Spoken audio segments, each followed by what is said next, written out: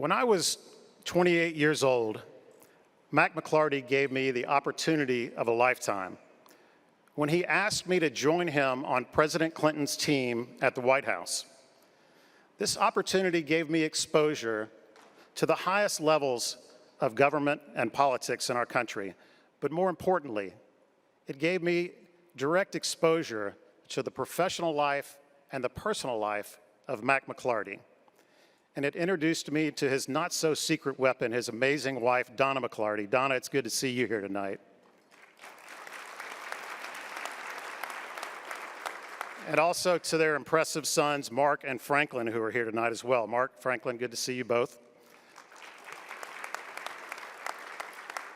Mack and I traveled many roads together, including trips to over 20 foreign countries, where I watched Mack McLarty serve our nation with great skill and distinction as a shuttle diplomat, promoting free and fair trade, open markets, and the deepening of our partnerships around the globe.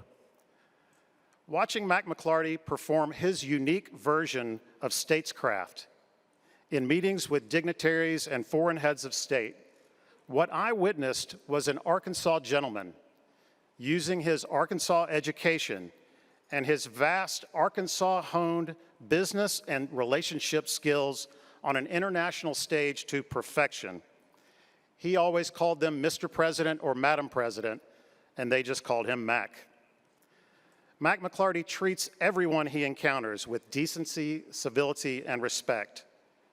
And he approaches every endeavor with a dedicated commitment to doing things the right way and with an unwavering pursuit of excellence. In my view, Mack McLarty embodies how we should all strive to run our businesses and live our lives together. So with all due apologies to basketball legend Michael Jordan, we should all try to be like Mack. Be kind and thoughtful like Mack. Handle your relationships like Mack. Be true to your faith like Mack. Give back generously to your community like Mack. And be there for your family like Mack. Another great Arkansas diplomat, U.S. Senator J. William Fulbright, once said, "If America has a service to perform in the world, it is in large part the service of her own example." Ladies and gentlemen, if Mack McLarty has performed a service to Arkansas, it has been in large part the service of his own example. He is a global ambassador for Arkansas, for our business community, and for everything good and decent Arkansas represents as a people and as a state.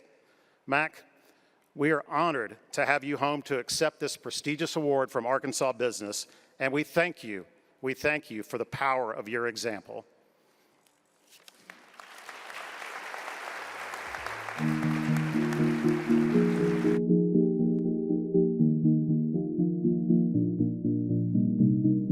I had the good fortune and indeed the blessing of growing up in a place called Hope in the 1950s and 1960s.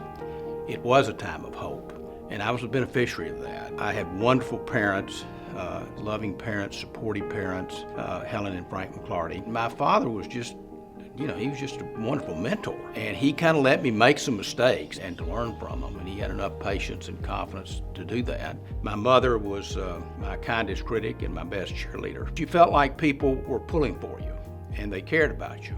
Mrs. Williams, my student council sponsor and English teacher, taught me how to organize things, prioritize things, follow through. Your word was important. She recommended me for the Hearst Fellowship in Washington, and that was a life-changing moment at 17 to go to Washington, spend a month.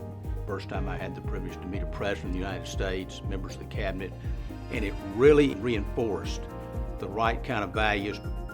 I made a decision to attend the University of Arkansas, tried to be a pretty serious student. I finished number 3 in my class, was involved in student government there, but most importantly, I met my wife of now a half century. Went back to Hope after graduating. I'd worked summers in our family business, in our truck shop, and that's about when I decided I was going to go into business. But I liked it. I mean, I enjoy work, and I enjoyed building things and working with people. Just having the good fortune to have those opportunities, to have people who believed in me, I was grateful for that. took a deep breath and decided to run for state representative. And people in Hempstead County and Hope kind of expected me to run. So Don and I really worked hard. I think we truly went to every house in the county twice.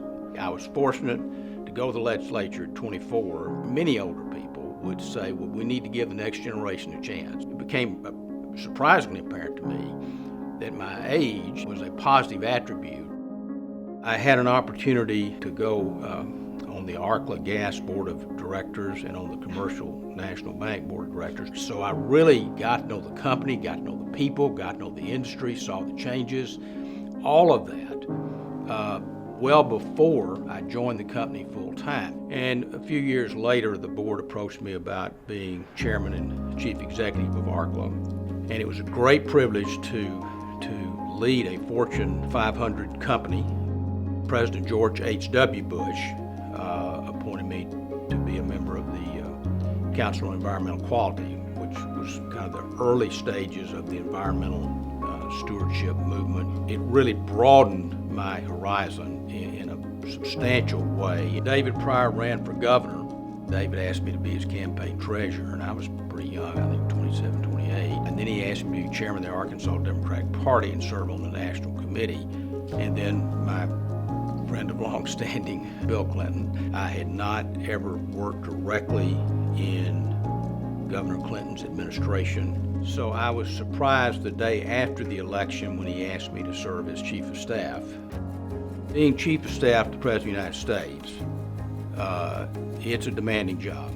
It's the chief javelin catcher, because it happens so quickly. I had not anticipated it. There's so many things to get in order. I think, from a public service standpoint, I truly think the most meaningful moment to me was when you meet someone who a welfare to work initiative that you helped to concept and pass has been affected and their lives have been changed. So then I spent 6.5 years in the White House. The last 20 years, I've really divided my time essentially in our family business endeavors, which are transportation, automotive, and then in McLarty Associates, which is a strategic advisory firm in Washington. Running a small business or your own business is just as challenging as running General Motors. I mean, it's different kinds of challenges, but in some ways it might even be maybe more difficult. So I just have a lot of respect for businesses and people that have that spirit to do something like that. So I don't think there's any right or wrong way to do it or any cookie cutter approach. You just have to be true to yourself. Follow your path, what you feel is right for your life and career, but stay connected to who you are. I haven't given a lot of thought to legacy, but that translates into trying to be the best son, brother, husband, father, and now grandfather that you can be. Mark, our older son, really was a pioneer in his endeavors in Brazil, Mexico, and China, really cutting edge, way ahead of his time. But, he's loving living in Little Rock and building his business here, and Franklin feels the same way. Franklin's been involved in a number of ventures outside the automotive sector, had the privilege to serve on the AEDC, appointed by Governor Beebe, became chairman, and has a natural, I think, interest and knack for that type of economic development. We just have so much to be grateful for in Arkansas, and that's just kind of who we are as a family, and Arkansas will always be home. It's been a much broader world and experience than I ever would have dreamed when I was growing up in Hope or even earlier in my career.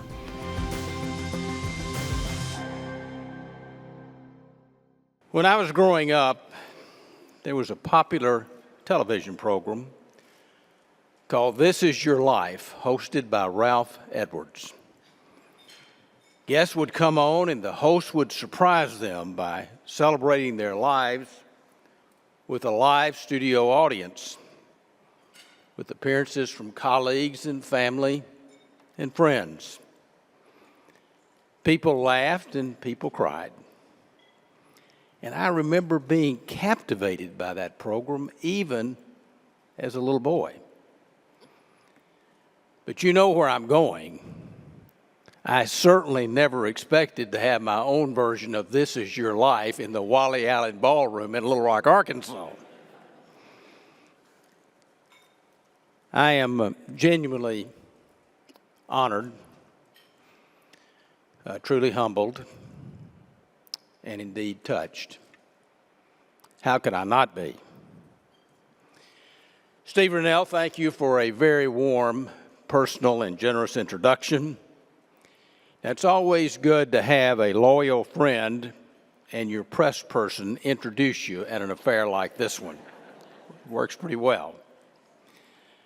More broadly, Steve, thank you and your family for the rich tradition which Rex Nelson profiled today in the Arkansas Democrat-Gazette of the contributions that you have made to our state, and you're continuing that legacy.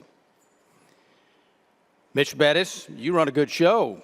You and Lance are a great team. Thank you for hosting us tonight and for all you've done to make this evening so special for everyone here.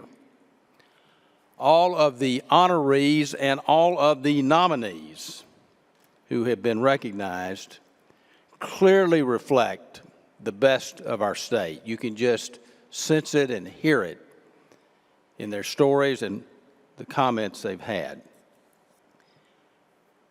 It's great to have that kind of acknowledgement and celebration. It makes you feel pretty good about our state and about the future we're all working together to try to build. Mitch, we're grateful to your leadership at Arkansas Business, which is a venerable and a significant publication. And I want to acknowledge stateswoman journalist Gwen Moritz, who was former editor of Arkansas Business, for her contribution. And Lance Turner, as editor of Arkansas Business, thank you. And you've made a seamless transition as we were visiting this afternoon from digital to print. In the automotive sector, we may want a tutorial about that. When I first learned I was receiving this award, I found myself thinking about a comment that Andy Rooney had made on 60 Minutes. He said something like, everyone wants to live at the top of the mountain, but the real happiness and growth occurs while you're climbing it. I think he had it about right. The best part of the process of climbing the mountain is that it really never ends. And in my experience, the farther you go, the less important the summit becomes, and what really counts and what really matters are the people that you're meeting and working with along the way. People like the legion of colleagues and friends without whom I would simply not be standing here tonight, and from whom I have learned so much from. To those of you here tonight, I thank you from the bottom of my heart for your confidence, for your loyalty, and for your contribution. And to so many others who are not here tonight, who've had a direct support and influence on my career and my life. I am mindful and I'm grateful to you to this day. And I certainly want to underscore, as I did in the video, that I am standing on the shoulders of my parents, Frank and Helen McLarty. My mother, indeed, was my kindest critic and my best cheerleader. And from a business standpoint, as some of you know very well, I know I would not be here tonight without my grandfather, and particularly my father, who truly represented that greatest generation right out of World War II that Tom Brokaw wrote so poignantly and eloquently about in his great book. And people like the past recipients of this award, whose ranks I certainly proudly join. The late Wallace Fowler, who made such a mark on retail, restaurants, and banking and philanthropy, a great son of Jonesboro. Tommy May, a pillar of our community, a pillar of Pine Bluff, a model of discipline and optimism and deep faith, who's done so much not only in banking but for the University of Arkansas and in so many other ways. And John L. Hunt, a generational and dear friend of our families and truly in a league of her own, whose contribution, business savvy, heart have helped fuel the success of J.B. Hunt, while making her someone who can deliver a no better than anyone I have ever known. And Sherman Tate, my longtime friend and colleague, who has been a trailblazer in government and business, not just as first, but also as standard-setting best in what he's undertaken. And political leaders that I've had the privilege and good fortune to work with, beginning with my lifelong friend, the 42nd President of the United States, Bill Clinton. Indeed, Congressman, Governor, Senator David Pryor, whom I first met when I was 10 years old. And Donna and I have been blessed to travel many miles with Barbara and David Pryor, and boy, have they been good ones. And Governor and Senator Dale Bumpers, who I had the good fortune to serve in the legislature when Dale was first elected, and later to work with him when I had the honor to serve in the White House. And so many others, Governor Tucker, Congressman French Hill, a former business partner and friend, Congressman John Paul Hammersmith, who was unfailingly thoughtful and supportive of me since I was at the University of Arkansas and all the years forward. And Secretary of Transportation and my Clinton colleague, Rodney Slater, a good man and a good friend who helps burnish the image and reputation of our state, and so many others, dedicated public servants who have truly done so much to make our state and our country better. And people like Vic Nixon, our late pastor of Pulaski Heights United Methodist Church, and all the members of the community of faith, Dr. Robbins, thank you, and Susan for being here tonight, who help keep things in perspective for us and help us to remember what is truly important in our lives. Which brings me, of course, to my life partner and my soulmate, trusted advisor, and wife of 50-plus years, Donna.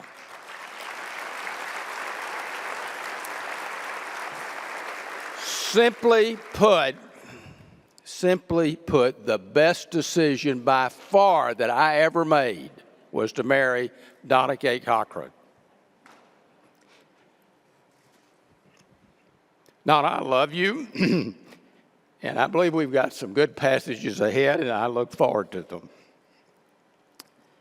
My younger brother, Bud, my only brother, who is the creative and musical McLarty member of our family, whom we'll be seeing tomorrow when we travel to Arizona, and we're looking forward to that. Our sons, Mark and Franklin, fine and good people, whom Steve was kind enough to mention, distinguished leaders in their own right, who are carrying on their own endeavors into the next generation.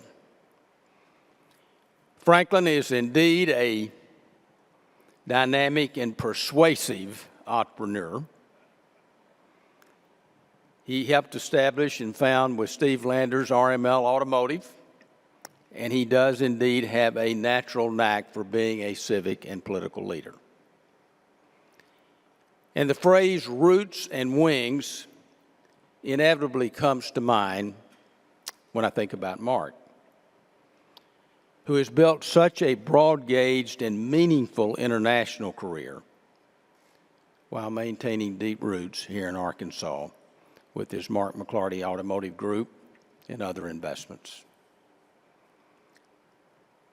And I certainly want to include, and I would be remiss if I did not highlight our granddaughter, Brianna, who recently graduated from New York University and is embarking on her own life's journey.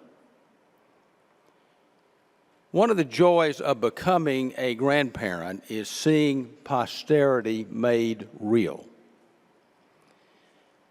And that's why, even though I'm mindful that this is a Legacy of Leadership Award, which implies kind of a retrospective, I don't want to reflect too much on the past, but rather look forward to tomorrow. The inventor Charles Kettering once said that his interest was in the future because he was going to spend the rest of his life there. Well, my interest is in the future because that's where Brianna will spend hers, joining her peers of the next generation. And being with all of you tonight and just seeing the stories about Arkansas businesses, large and small, it can't help but give you encouragement and hope. To paraphrase a familiar line, the state of Arkansas business is strong. I have said sometimes, and perhaps many of you have as well, in fact, a few of you did tonight, that there must be something in the water about our home state that has produced so many successful and unique business successes, far beyond what a state our size should be doing. And not just like the titans of Walmart and J.B. Hunt and Tyson's and Dillard's and Stevens and Murphy Oil and Mount Air, and the list goes on, and our first-tier outstanding financial institutions, and so many more. But smaller and mid-sized businesses that are the heart of our state and our country in terms of job creation, that we saw front and center tonight with great ideas and great people that they clearly recognize and value in terms of their leadership. But all of us really know, I think, this is not a fluke. It just didn't happen by chance. It stems from the values that are at our core, and you could hear and see that tonight. Values of faith and hard work and family, of extending a hand up and making a purposeful effort to kind of look out for the other fella or girl, and putting our proverbial log on the woodpile. And I'm not talking just about business leaders and entrepreneurs. I'm really talking about people who get up every day and get the job done. Operating machinery and serving customers and caring for patients and driving trucks and farm tractors and so much more. The people whose dedication and skill and hard work that we all depend on to make our daily lives work in the right manner. You know, work orders life, and work brings forth a sense of dignity and purpose, and it helps communities to prosper, and it helps us to naturally pull in a common direction, which I think is more important than ever, because we see a lot of forces that seem to be pulling us apart. We've heard a lot about innovation tonight and technology, including AI, and there's no question that AI is going to be a major, important part of our future. Having said that, I don't think AI can ever replace or substitute authentic commitment. It can't replace a personal and heartfelt connection and genuine support for one another and engagement with one another. And to me, and I think you see it tonight, that's what the Arkansas business community is really about. That's what it represents. And I hope it always will. Because if we can continue to help set a tone, a standard for the nation, it will continue to add luster to our state. So I'm honored and I'm humbled to celebrate this legacy. But most of all, I celebrate the future. A future with hope and promise and opportunity that all of us will have a chance to help manage and architect and build in the years ahead. The philosopher William James once said, "The great use of a life is to spend it for something that will outlast it." If I can be allowed to think that perhaps my efforts that Steve spoke so generously about have helped to positively influence someone else's progress, giving them a boost along the way, well, that's just about the best reward of all, and one that I will cherish and be grateful for. Thank you.